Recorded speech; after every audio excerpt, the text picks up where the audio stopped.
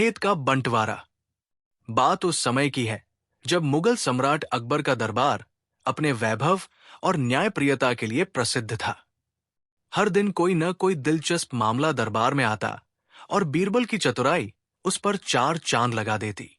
एक दिन दरबार में एक ऐसा मामला आया जिसने न केवल दरबारियों को चौंका दिया बल्कि बीरबल को भी गहराई से सोचने पर मजबूर कर दिया। सुबह का समय था।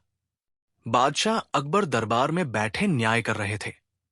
तभी दो किसान दरबार में उपस्थित हुए। दोनों के चेहरे पर चिंता की गहरी लकीरें थी। हुजूर, एक किसान ने झुककर कहा, हम दोनों भाई हैं। हमारे पिता ने हमें एक बहुत उपजाऊ खेत विरासत में दिया था, लेकिन अब हम उस खेत को बांटना चाहते हैं। विवाद यह है कि खेत को किस प्रकार बांटा जाए ताकि न्याय हो। बादशाह अकबर ने पूछा, तुम लोग पहले क्यों नहीं बांट पाए? दूसरे भाई ने कहा, जहांपनाह, खेत की मिट्टी हर जगह एक जैसी नहीं है।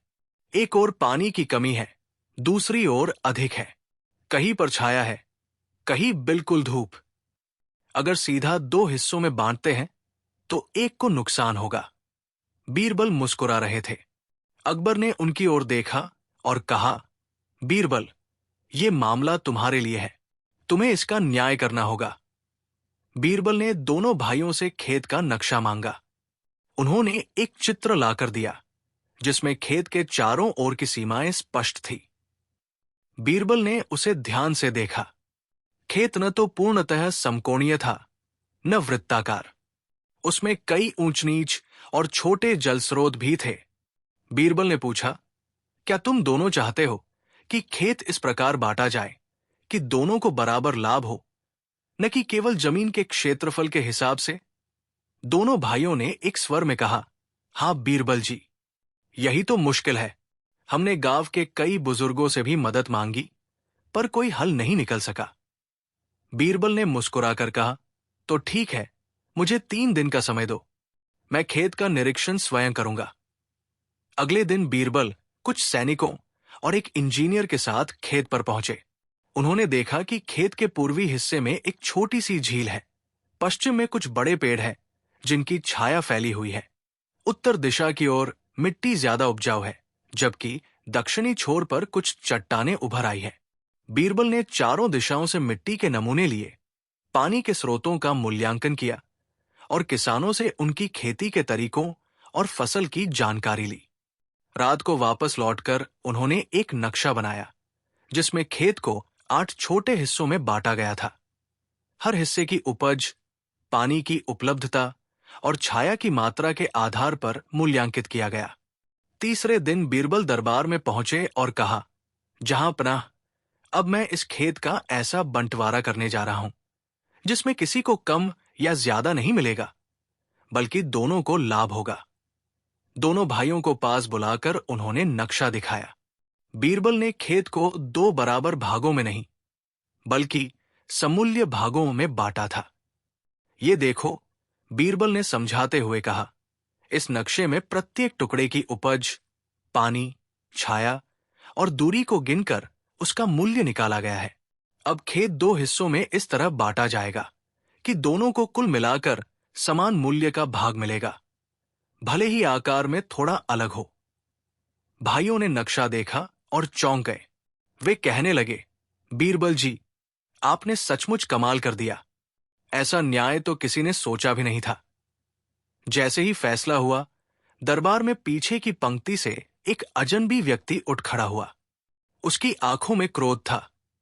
उसने कहा, मैं इस फैसले को स्वीकार नहीं करता।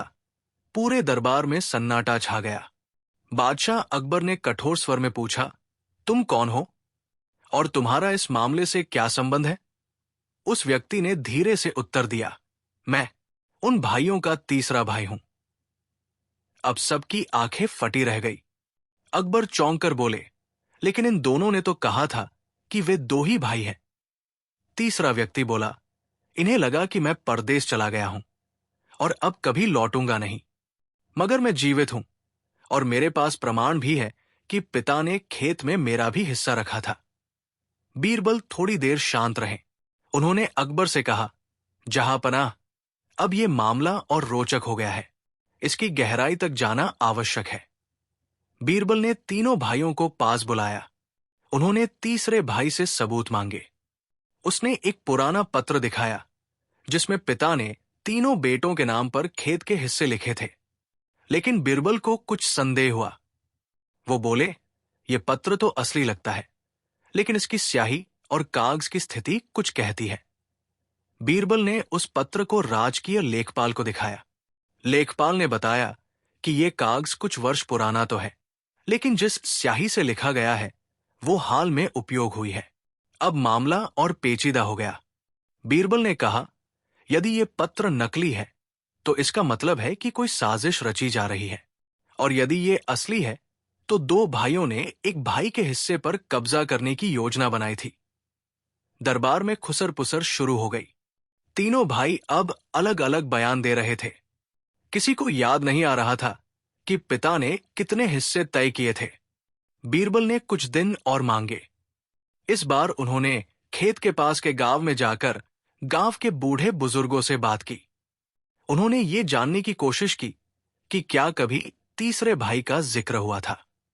एक बूढ़ा आदमी सामने आया और बोला, हां, तीसरा बेटा तो था, लेकिन जब वो बहुत छोटा था तभी किसी दुर्घटना में उसकी मृत्यु की खबर आई थी। फिर कभी उसका नाम नहीं लिया गया। बीरबल ने पूछा, तुम्हें कैसे पता? बूढ़ा बोला, मैं उस समय उनके खेत में मजदूर था। मालिक ने खुद मुझसे कहा था कि अब दो बेटे हैं। अब बीरबल उलझन में पड़ गए। तीसरा भाई कौन है? क्या वह सचमुच भाई है या कोई चालाक ठग? बीरबल दरबार लौटे और तीसरे व्यक्ति को बुलाकर बोले, हमने जांच कर ली है। अब केवल एक परीक्षा बाकी है जिससे सच्चाई सामने आ जाएगी। तीसरे व्यक्ति ने पूछा, कैसी परीक्षा? बीरबल ने रहस्यमयी ढंग से कहा, उस खेत के पास एक पुराना कुआं है जिसमें पिता ने एक लोहे की संदूक रखी थी जिसमें उनके हस्ताक्षरित दस्तावेज है। हम कल उसे खोलेंगे। अब दरबार में सन्नाटा छा गया।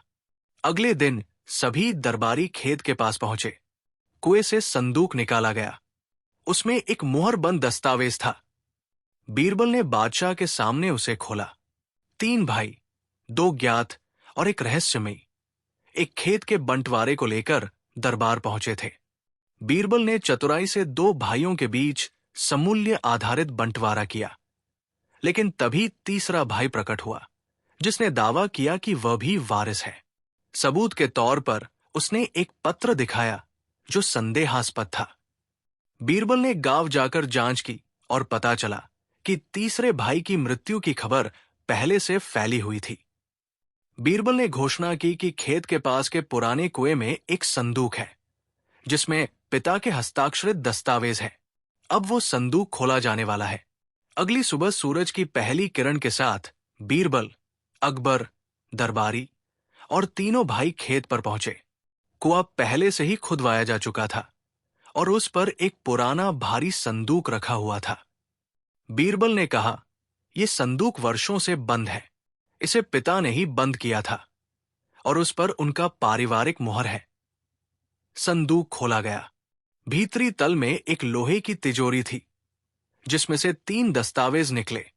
पिता की हस्तलिखित वसीयत, खेत की प्राचीन मानचित्र संरचना, एक चिट्ठी जिसमें लिखा था, जिसे मैं सबसे योग्य समझूंगा, खेत उसी का होगा। पूरे दरबार में सन्नाटा छा गया। अकबर ने पूछा, इस वसीयत में क्या लिखा है? बीरबल ने वसीयत पढ़नी शुरू की। उसमें लिखा था, मेरे 3 पुत्र हैं, राजन, कालू और नंदू। खेत मेरी सबसे प्रिय संपत्ति है। मेरी इच्छा है कि मेरे तीनों बेटे उसमें मिलजुल कर खेती करें, लेकिन यदि उनमें मतभेद हो जाए तो खेत का उत्तराधिकारी वो होगा जो बुद्धिमान, न्यायप्रिय और सत्यनिष्ठ हो। खेत को केवल खेत न समझा जाए, उसमें कुछ रहस्य भी छिपे हैं। अब सवाल था, क्या तीसरा व्यक्ति सच में नंदू है? बीरबल ने नंदू की ओर देखा और कहा, क्या तुम इस खेत के बारे में कुछ विशेष जानते हो जो केवल असली पुत्र ही जान सकता है? नंदू ने कुछ देर सोचा और बोला, पिता हमेशा कहते थे कि खेत का असली मूल्य उसकी उपज में नहीं, उसकी गहराई में है। बीरबल की आंखों में चमक आ गई। गहराई, इस शब्द ने उन्हें सोचने पर मजबूर कर दिया। बीरबल ने खेत के उस हिस्से को दिखाने को कहा जहां पिता अक्सर अकेले जाया करते थे। नंदू ने एक पुरानी नीम के पेड़ की ओर इशारा किया। बीरबल बोले, अगर तुम सही हो तो उस पेड़ के नीचे कुछ न कुछ छिपा होगा। बीरबल ने खुदाई करवाई। कुछ गहराई पर पत्थरों की एक परत निकली।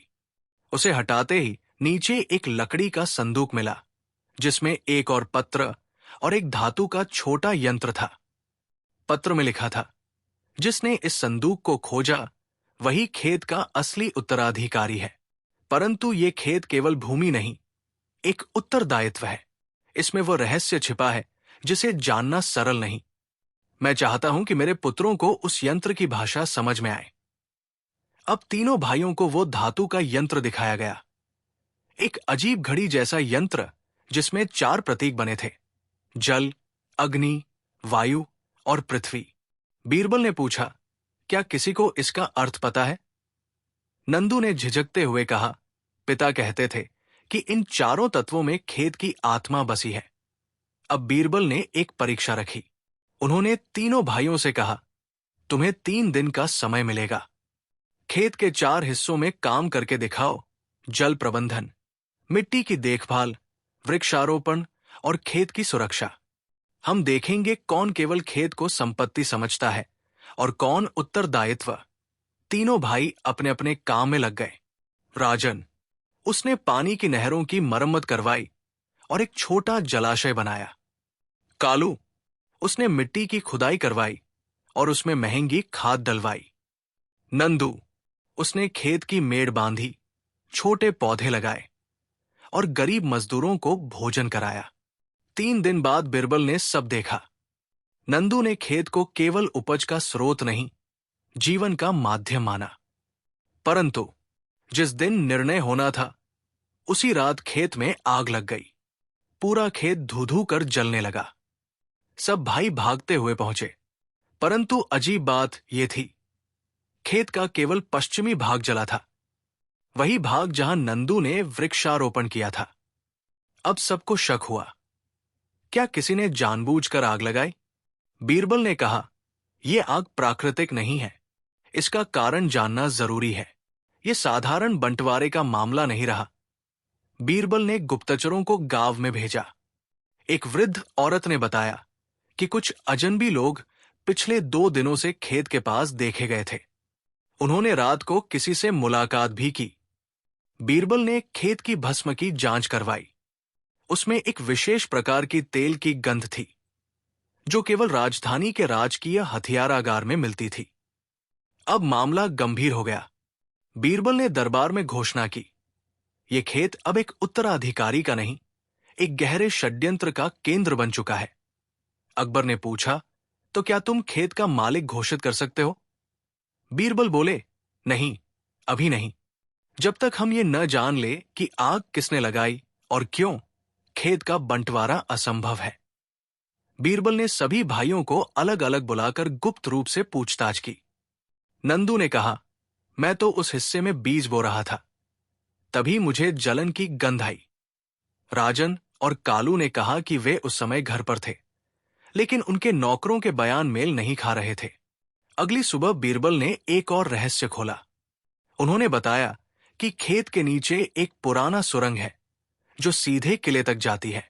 ये सुरंग पहले कभी युद्ध के समय राजा द्वारा बनवाई गई थी और अब उसे ढक दिया गया था। अब बीरबल को यकीन हो चला था, किसी को खेत नहीं, उस सुरंग में रुचि है, और शायद इसलिए ही नंदू के हिस्से वाले भाग को जलाया गया, ताकि उसके नीचे की खुदाई बाधित हो जाए। लेकिन कौन है वह? बीरबल ने एक योजना बनाई। उन्होंने अफवाह फैलाई कि नंदू अब खेत का उत्तराधिकारी बन चुका है और वो खुदाई करने जा रहा है। 3 रात बाद खेत में एक परछाई घुसी और उसी जगह खुदाई करने लगी। बीरबल पहले से तैयार थे। उस व्यक्ति को पकड़ लिया गया, और वो कोई और नहीं बल्कि दरबार का एक विश्वास पात्र मंत्री था, जो राजसी खजाने की चोरी करके उसे सुरंग के रास्ते बाहर निकालना चाहता था।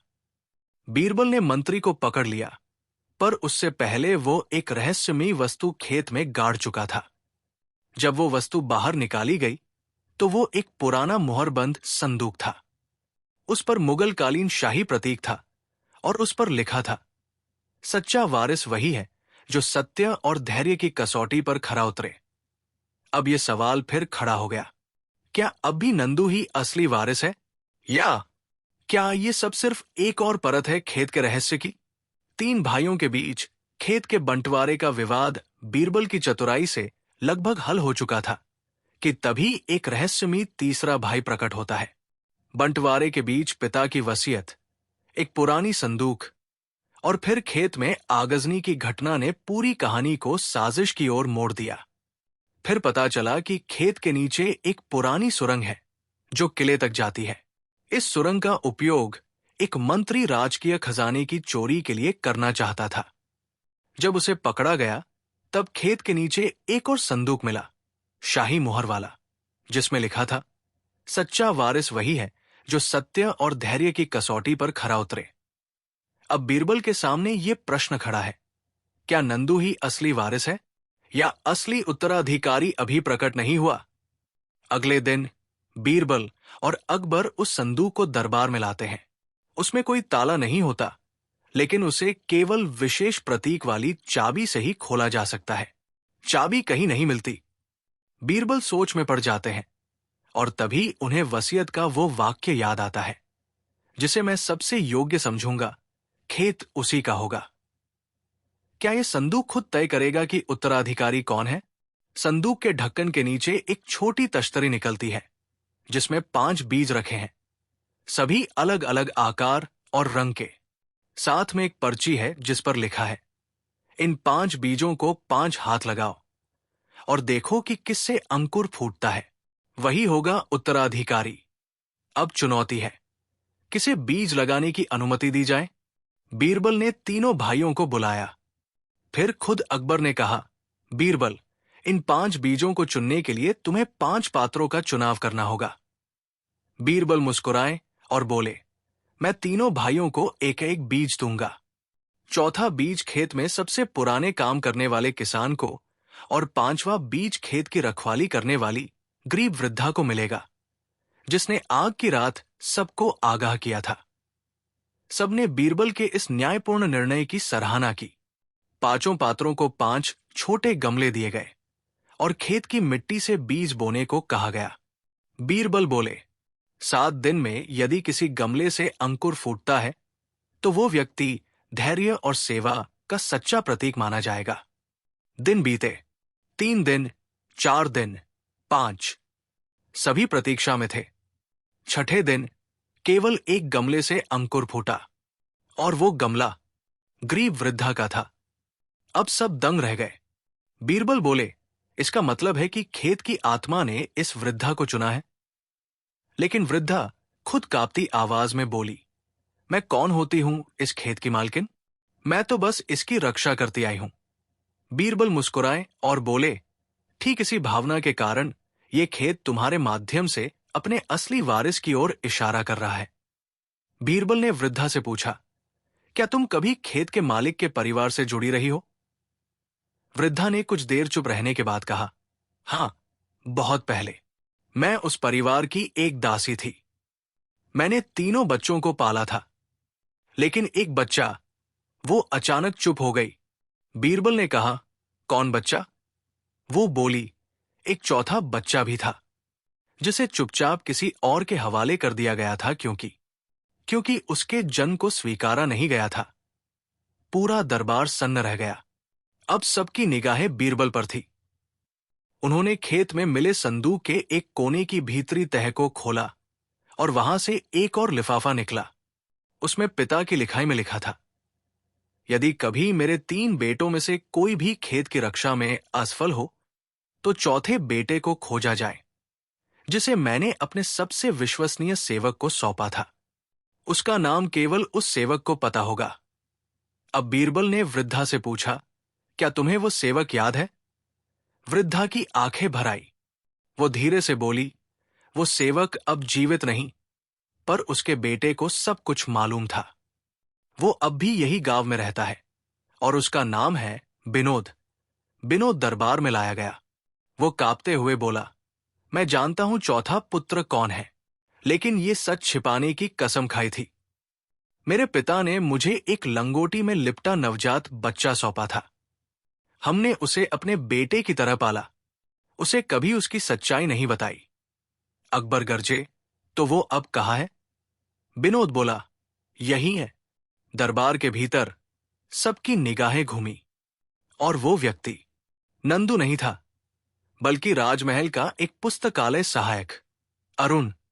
अरुण को बुलाया गया। वो स्तब्ध था। उसने कभी नहीं सोचा था कि उसका जीवन अचानक बदल जाएगा। बीरबल ने कहा, हम जान सकते हैं तुम्हारा खेत से क्या जुड़ाव है? अरुण ने कहा, मैं जब भी खेत पर जाता था मुझे वहां अजीब सी शांति मिलती थी। मैं अक्सर उस नीम के पेड़ के नीचे बैठता था और सोचता था कि मुझे इस जगह से इतनी आत्मीयता क्यों है। अब समझ आया। अकबर बोले, क्या तुम तैयार हो इस खेत की जिम्मेदारी उठाने को? अरुण बोला, अगर ये मेरी जमीन है तो मैं इसे बांटना नहीं, जोड़ना चाहता हूं। बीरबल बोले, जहांपनाह, अब हमारे सामने 4 लोग हैं, 3 भाई और एक सच्चा उत्तराधिकारी। खेत अब केवल संपत्ति नहीं, एक सत्य की जमीन है। मेरे विचार से अंतिम निर्णय खेत ही करेगा। सभी फिर खेत पर गए जहां अरुण ने उस दिन वृक्ष लगाया था। वही की मिट्टी अपने आप हिलने लगी और नीचे से निकला एक और संदूक। इस बार संदूक में था एक दर्पण। दर्पण के पीछे एक पंक्ति लिखी थी, जिसने खुद को सबसे कम समझा वही इस खेत का सबसे बड़ा अधिकारी है। अब जब सब कुछ अरुण के पक्ष में जाता दिखा तो बीरबल ने अचानक कहा, लेकिन एक और व्यक्ति है जो इस खेत से सबसे पुराना रिश्ता रखता है। वो न तो इन 4 में है न दरबार में। अकबर बोले, कौन है वो? बीरबल ने गंभीर होकर उत्तर दिया, शायद वही जो अब तक छिपा रहा, पर अब सामने आएगा असली शत्रु। तीनों भाइयों के झगड़े के बीच एक चौथा वारिस अरुण सामने आता है, जो असल में खेत के असली मालिक का त्यागा गया पुत्र है। खेत ने खुद उसके पक्ष में संकेत दिए। अंकुरण की परीक्षा, दर्पण का रहस्य और नीम के पेड़ की आत्मीयता से। लेकिन जब सबको लगने लगा कि अब सब कुछ स्पष्ट है, तभी बीरबल ने कहा, एक और व्यक्ति है जो इस खेत से गहरा जुड़ा है। न वो इन 4 में है न दरबार में। वो अब तक छिपा रहा है, लेकिन अब सामने आएगा। वो है असली शत्रु। रात का समय था। बीरबल दरबार से लौटे ही थे कि उनके पास एक गुमनाम पत्र पहुंचा। पत्र में केवल इतना लिखा था, जो दिखता है वही सच नहीं होता। चौथे को राजा मत मानो। खोजो खेत के चौथे कोने पर, जहां सबने कभी देखा ही नहीं। बीरबल को ये चिट्ठी और खेत का चौथा कोना, ये दोनों बातें अजीब लगी। उन्होंने उसी रात गुप्त रूप से खेत पर जाकर पश्चिमी छोर का निरीक्षण शुरू किया, जो अब तक उपेक्षित था। वहां एक पुरानी झाड़ी थी, जिसके पीछे कोई जाता नहीं था। बीरबल ने उसे हटाया और वहां मिला एक पत्थर पर खुदा पुराना चिन्ह। वही चिन्ह है जो शाही संदूकों पर था। चिन्ह के नीचे जमीन खुदवाने पर एक पत्थर की सीढ़ी प्रकट हुई, जो जमीन के नीचे जाती थी। बीरबल और उनके विश्वस्त सिपाही नीचे उतरे। नीचे एक छोटा सा तहखाना था, लेकिन वो खाली नहीं था। वहां एक पुरानी किताब, एक टूटी तलवार और एक लकड़ी का पुतला था। पुस्तक की पहली पंक्ति पढ़ी गई, यदि कोई असली वारिस सामने आए तो उसे ये सिखाया जाए कि खेत सिर्फ भूमि नहीं, शक्ति है, और शक्ति को साधने वाला ही राजा बन सकता है। परंतु यदि वो छल में पड़ जाए तो वो खेत का रक्षक नहीं, विध्वंसक बन जाएगा। अब बीरबल के मन में संशय पैदा होने लगा। अरुण अब तक शांत, सरल और सच्चा प्रतीत हो रहा था, लेकिन बीरबल को इस तहखाने की किताब पढ़कर लगने लगा कि कहीं अरुण किसी के प्रभाव में तो नहीं। तभी तहखाने की दीवार पर एक नाम खुदा मिला, शमसुद्दीन। बीरबल चौंके। ये नाम एक पुराने विश्वासघाती सलाहकार का था, जिसे अकबर के दादा बाबर के समय धोखाधड़ी के आरोप में देश निकाला दे दिया गया था। कहा जाता था कि वो मर चुका है, लेकिन क्या वो मरा नहीं था? क्या वो खेत के रहस्यों से जुड़ा था? बीरबल ने अकबर से कहा, जहांपनाह, मुझे शक है कि कोई पुरानी ताकत इस खेत से वापस उभरने की कोशिश कर रही है। अरुण या अन्य भाई, कोई न कोई उस प्रभाव में है। अकबर ने पूछा, तुम्हारा इशारा किस ओर है? बीरबल बोले, शमसुद्दीन। दरबार सन्न हो गया। अकबर ने कहा, पर वो तो वर्षों पहले मर गया। बीरबल गंभीरता से बोले, क्या आपने कभी उसका शव देखा था?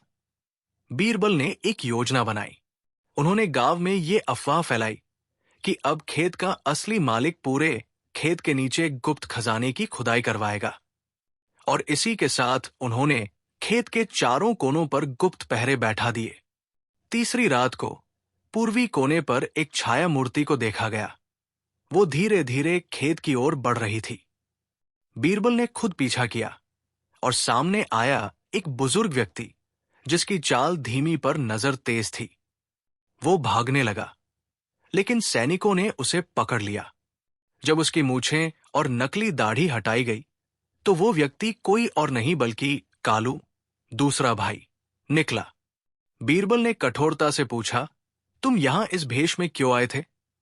कालू ने कहा, मैं केवल देखने आया था कि ये तहखाना कैसा है।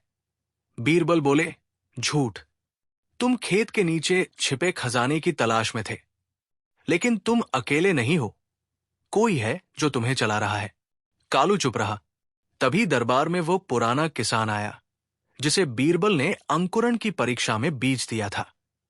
उसने कहा, हुजूर, मैं पहचानता हूं उस व्यक्ति को जो अक्सर कालू से मिलने आता था। उसका नाम था शमसुद्दीन मियां। बीरबल ने तुरंत गांव के सभी बुजुर्गों से पूछताछ की।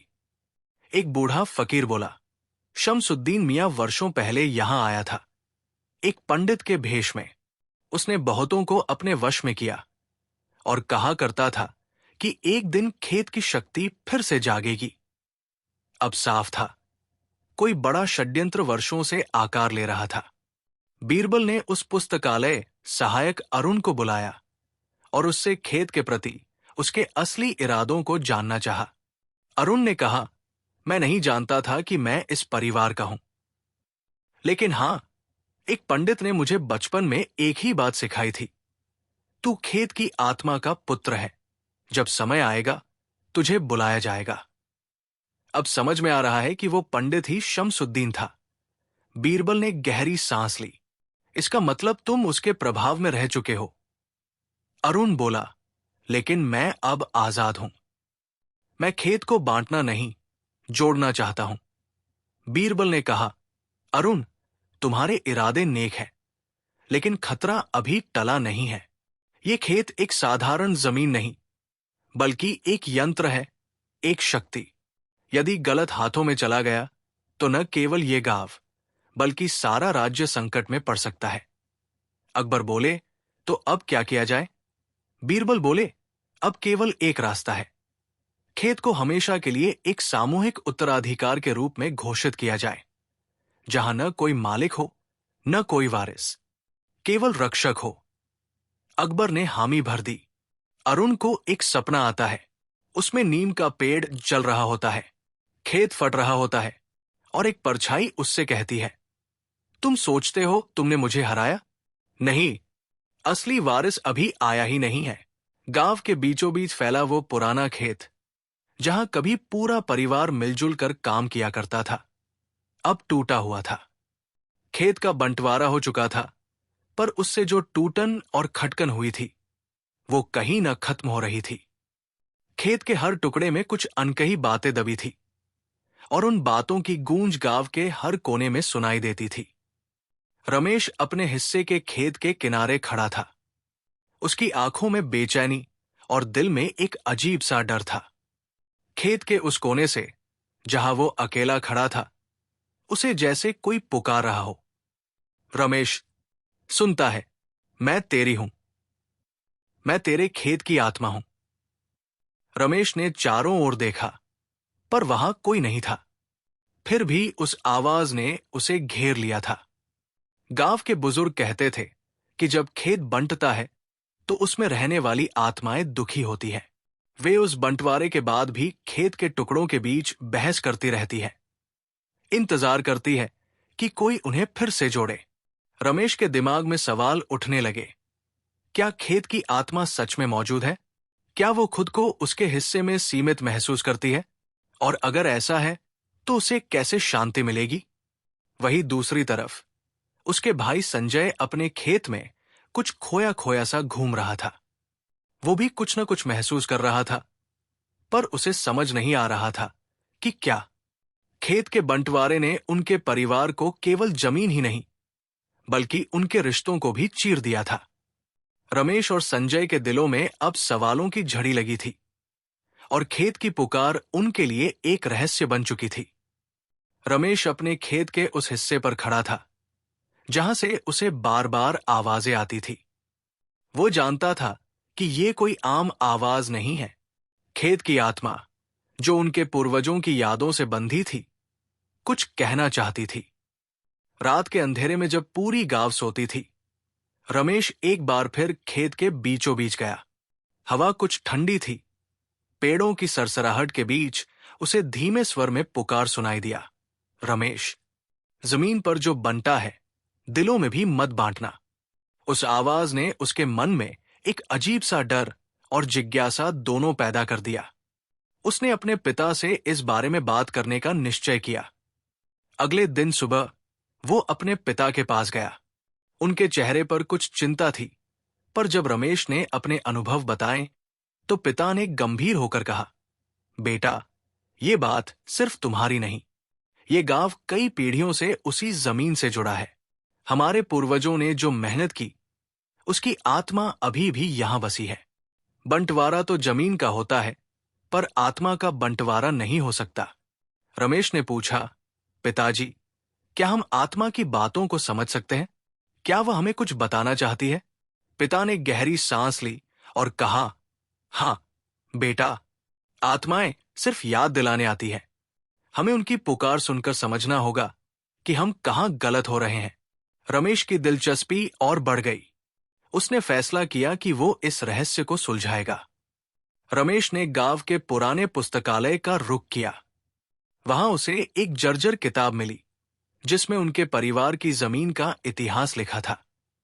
किताब में कुछ पुराने दस्तावेज थे जिनमें खेत के बंटवारे से जुड़ी एक गुप्त कहानी छुपी थी। किताब के पन्ने पलटते हुए रमेश ने पढ़ा कि उनके पूर्वजों ने खेत का बंटवारा इसलिए किया था क्योंकि गांव में एक बड़ी साजिश हो रही थी। कोई उस जमीन पर अपना कब्जा जमाना चाहता था और इस साजिश के खिलाफ अपनी जमीन बचाने के लिए उन्होंने बंटवारा किया था। पर इसके साथ ही एक चेतावनी भी लिखी थी, जो भी इस सच्चाई को खोजेगा उसे सतर्क रहना होगा, क्योंकि सच्चाई के पीछे एक गहरा अंधेरा छुपा है। रमेश की धड़कन तेज हो गई। क्या वह उस साजिश का पता लगा पाएगा? क्या खेत की आत्मा सच में उसे मदद कर रही थी? वहीं रमेश का भाई संजय भी अपने खेत में कुछ खोज रहा था। उसे भी कुछ अजीब सा महसूस हो रहा था। उसने खेत की मिट्टी खोदी तो वहां एक पुराना संदूक मिला जो कहीं छिपा हुआ था। संदूक खोलने पर उसे मिले कुछ पत्र और नक्शे जो उस समय की घटनाओं का प्रमाण थे। पत्रों में लिखा था कि किस तरह एक प्रभावशाली व्यक्ति ने उनके परिवार की जमीन पर नजर लगाई थी। संजय ने रमेश को यह बात बताई और दोनों मिलकर उस रहस्य को खोलने का फैसला किया। जैसे जैसे वे खोज में आगे बढ़े, उन्हें महसूस हुआ कि उनके साथ कोई छुपा हुआ दुश्मन भी है। कौन है वह जो उनके हर कदम पर नजर रख रहा है? रमेश और संजय को समझ आ गया कि यह मामला केवल जमीन का नहीं, बल्कि उनके परिवार की रक्षा का भी है। एक रात खेत के बीचों बीच फिर से वो आवाज आई, सावधान रहो, वरना सब कुछ खो दोगे। रमेश और संजय की खोज गहराती जा रही थी। पुरानी किताबों, पत्रों और नक्शों से पता चला कि उनके परिवार की जमीन पर कब्जा करने के लिए एक स्थानीय जमींदार ने साजिश रची थी। उसने आपस में लड़वाकर खेत का बंटवारा करवाया, ताकि परिवार कमजोर हो जाए और जमीन आसानी से हथिया ली जा सके। खेत की आत्मा, जो असल में उनके पूर्वजों की यादें थीं, उन्हें सचेत कर रही थी कि वे गलती कर रहे हैं। खेत के बंटवारे से केवल जमीन ही नहीं, परिवार का एकता भी टूट रही थी। आत्मा की पुकार थी कि वे फिर से एक होकर अपने रिश्तों को मजबूत करें और जमीन की रक्षा करें। रमेश और संजय ने अपने परिवार के सभी सदस्यों को एकत्रित किया। उन्होंने सबके सामने सारी सच्चाई रखी।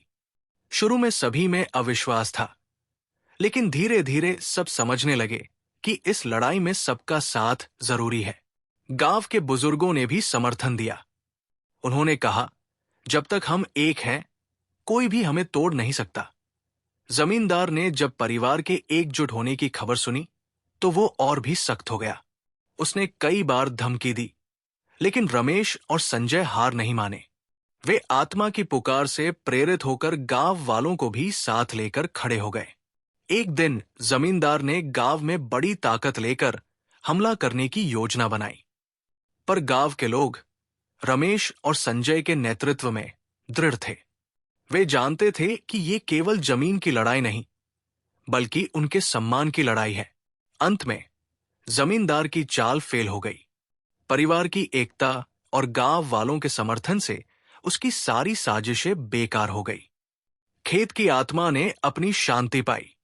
उस रात रमेश को फिर से वो आवाज सुनाई दी, अब तुम समझ गए हो कि एकता में ही शक्ति है। मैं अब शांति से विश्राम करूंगी। परिवार ने खेत को फिर से मिलकर संभाला। उनके रिश्ते मजबूत हुए और खेत में फिर से खुशहाली लौट आई। खेत की आत्मा की पुकार ने उन्हें न केवल जमीन की लड़ाई से बचाया, बल्कि जीवन की सबसे बड़ी सीख भी दी। एकता में ही शक्ति है। गांव की सुबह शांत और धुंधली थी, लेकिन रमेश के मन में उठती हलचल शांत होने का नाम ही नहीं ले रही थी। पिछले कई दिनों से खेत की आत्मा की आवाजें उसे बेचैन किए हुए थी। खेत के उस हिस्से से, जो उसकी जमीन थी, उसे बार बार आवाज आती, रमेश सुनो, बंटवारा सही नहीं हुआ। तुम्हें जो मिला वो आधा है, पूरा सच जानो। रमेश के मन में एक सवाल गूंज रहा था, क्या सच में खेत के बंटवारे के पीछे कोई छिपा हुआ राज है? क्या यही वजह थी कि खेत की आत्मा शांति नहीं पा रही थी? रमेश ने ठाना कि वो इस राज को खोज निकालेगा। उसने संजय के साथ मिलकर गांव के पुराने लोगों से बात करने का निश्चय किया। गांव के सबसे बुजुर्ग व्यक्ति, जो उन वर्षों को भली भांति याद रखते थे, उनसे मिलने रमेश और संजय गए। बुजुर्ग ने धीमे स्वर में बताया, तुम्हारे दादाजी ने उस जमीन को बचाने के लिए बड़ी चालाकी से बंटवारा करवाया था, पर उस वक्त एक भयंकर साजिश हुई थी। जमींदार ने जमीन पर कब्जा करने की ठानी थी। उन्होंने परिवार में दरार पैदा की ताकि वे जमीन हड़प सकें। रमेश ने पूछा, पर क्या हमें इसके बारे में कोई सबूत नहीं मिला? बुजुर्ग ने एक पुरानी छुपी हुई डायरी निकाली, जो उनके दादाजी की थी। ये डायरी पढ़ो, इसमें सब कुछ लिखा है। रमेश और संजय ने डायरी पढ़नी शुरू की। उसमें लिखा था कि किस तरह जमींदार ने उनके परिवार के बीच शत्रुता फैलाई, खेत के बंटवारे के नाम पर झगड़े कराएं, जिससे परिवार कमजोर हो जाए।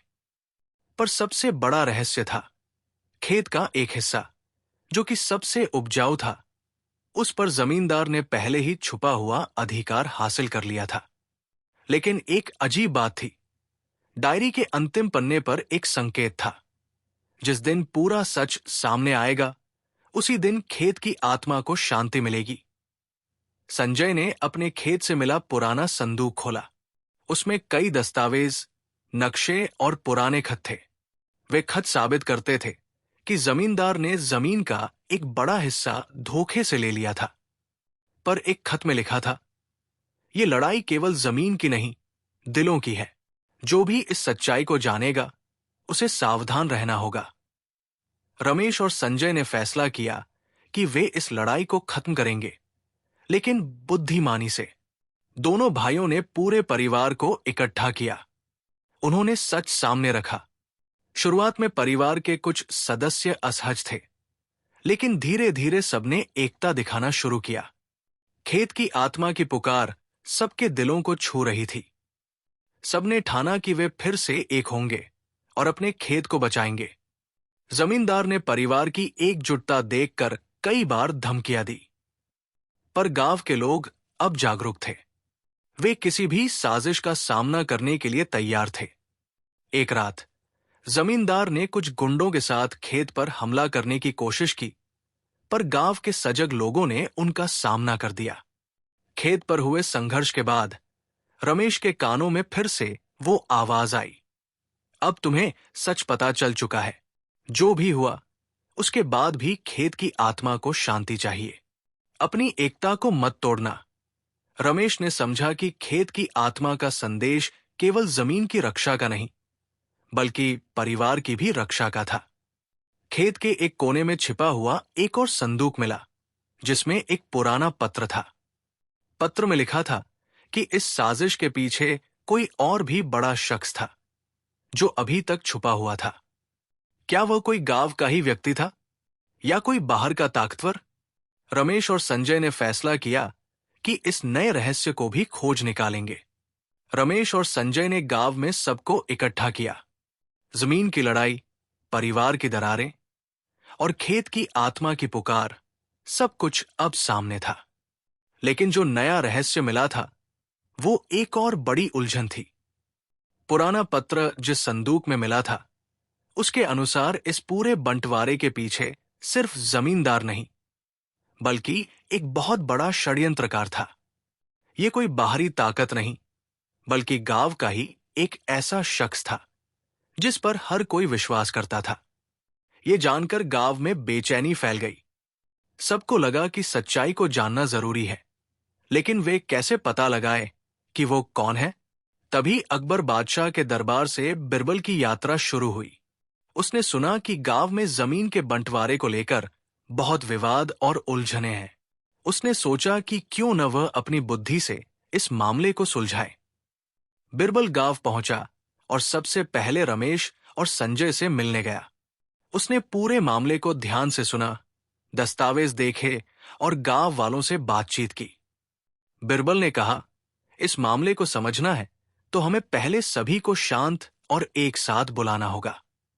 एक ऐसा मंच बनाना होगा जहां हर कोई अपने मन की बात खुले दिल से कह सके। गांव वाले बिरबल की बात मान गए। बिरबल ने कहा, मैं एक खेल खेलना चाहता हूं। सभी वे लोग जो इस मामले में संदेह के घेरे में हैं, वे मेरे सामने आए। गांव में सबको पता था कि बिरबल की बुद्धि और चालाकी से कोई छुपा नहीं सकता। बिरबल ने सारे गांव वालों के सामने एक सवाल रखा, अगर सच सामने आ जाए और किसी ने परिवार को तोड़ा हो तो क्या वह सही होगा? सभी ने नकारात्मक उत्तर दिया। फिर बिरबल ने कहा, जो कोई भी इस परिवार को नुकसान पहुंचाना चाहता है, उसे अपने अपराध को स्वीकार करना चाहिए। बिरबल ने धीरे धीरे एक एक कर गांव के लोगों से बातचीत की। उसने ध्यान से उनकी बात सुनी, उनकी आंखों में झांका। अचानक उसने एक व्यक्ति की तरफ इशारा किया जो चुपचाप बैठा था। तुम उस व्यक्ति हो जो पूरे षड्यंत्र का मास्टरमाइंड हो, बिरबल ने कहा। वो व्यक्ति घबराया, लेकिन बिरबल की पैनी नजर के सामने झूठ छिपाना असंभव था। उसने स्वीकार किया कि उसने गांव में दरार डालने की कोशिश की ताकि जमीन हथियाई जा सके। बिरबल ने गांव वालों से कहा, सच्चाई सामने आ गई है, अब समय है माफी का और एकता का। खेत की आत्मा की पुकार भी यही कहती है। रमेश, संजय और पूरा परिवार उस व्यक्ति को माफ कर दिया, पर साथ ही उन्होंने ठाना कि वे अब कभी अपने बीच दरार नहीं आने देंगे। बिरबल ने कहा, देखो, खेत की आत्मा तब तक परेशान रहती है जब तक परिवार बंटा रहता है। अब जब सबने अपनी गलतियां स्वीकार कर ली हैं, तो आत्मा को शांति मिलेगी। उस रात गांव में सबने महसूस किया कि खेत की आत्मा ने आखिरकार शांति पाई है। बिरबल ने गांव वालों को समझाया, सच की हमेशा जीत होती है और परिवार की एकता सबसे बड़ी ताकत। जब रिश्ते मजबूत होते हैं तो कोई भी ताकत उन्हें तोड़ नहीं सकती। गांव में फिर से खुशहाली लौट आई। खेत की आत्मा की पुकार अब समाप्त हो चुकी थी।